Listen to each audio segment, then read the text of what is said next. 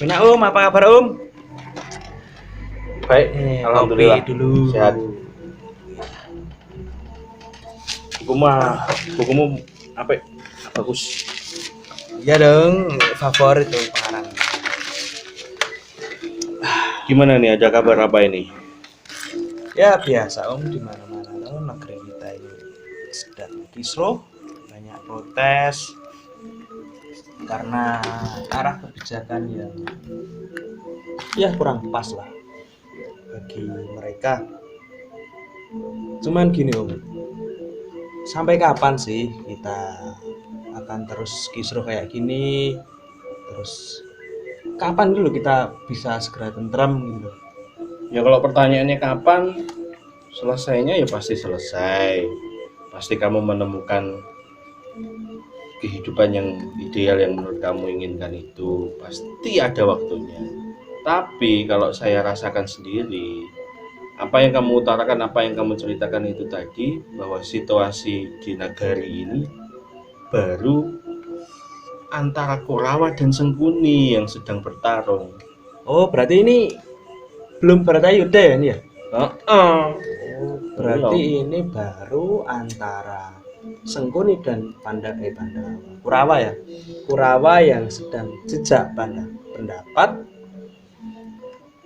Ya tahulah sifat Kurawa gimana, sifat Sengkuni gimana. Yang intinya gimana cara mereka tetap bisa mempertahankan kekuasaan.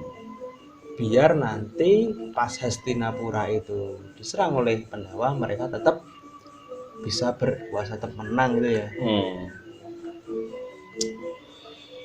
Ya kalau tapi jangan sampai Bharatayuddha terjadi di negara ini, karena sampean tahu pasti Bharatayuddha itu mengerikan. Jadi saya malah justru teringat dengan Raden Wijaya. Bahwa kenapa dia? Raden Wijaya kan sangat cerdik, sangat cerdas memanfaatkan kekuatan Mongol untuk mengalahkan musuhnya. Itu kan sangat cerdas sekali. Oh, jadi Raden Wijaya itu kan meminta bantuan pasukan Mongol untuk menyerang siapa itu Raja Kartanegara ya. Kartanegara. Tapi setelah dia menang, akhirnya pasukan Mongol sebagian besar bisa ditumpas habis dan menyisakan sebagian kecil untuk dipulangkan pulang ke negerinya gitu ya, demi kejayaan Nusantara gitu ya. Tapi emang ada optimis, yakin sosok seperti Raden Wijaya itu ada? Ya pasti ada toh. Orang-orang yang seperti Raden Wijaya itu sekarang sedang menepi dari perlombaan pertarungan antara Kurawa dan Sengkuni. Mereka itu juga pasti tidak tinggal diam. Mereka itu juga pasti sedang menyusun strategi dan siasat untuk nanti bisa menyalip di tikungan terakhir. Nah, pertanyaannya gini, sampai kapan sih mereka menepi? Padahal kan keadaan udah bobrok, keadaan udah runyam.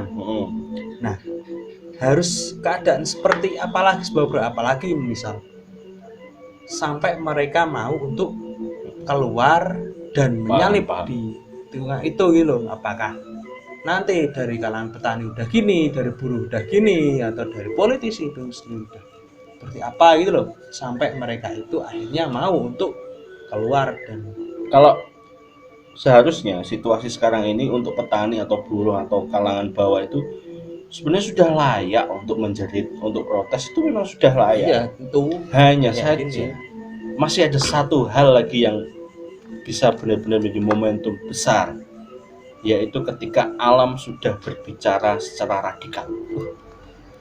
Artinya harus ada bencana yang besar, sehingga ketika ada bencana terjadi, ekonomi otomatis turun, ekonomi porak-poranda. Sementara para Kurawa dan Sengkuni itu masih sibuk menyelamatkan kekuasaannya, sehingga itu memicu rakyat bersama cendekiawan bersama para kesatria yang sedang menepi itu untuk lekas menyalip di tikungan terakhir.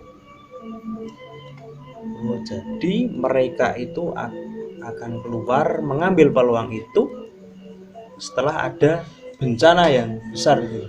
Harus ada sesuatu yang berarti ini kurang lah ya, masih kurang untuk mereka keluar. Iya, masih kurang.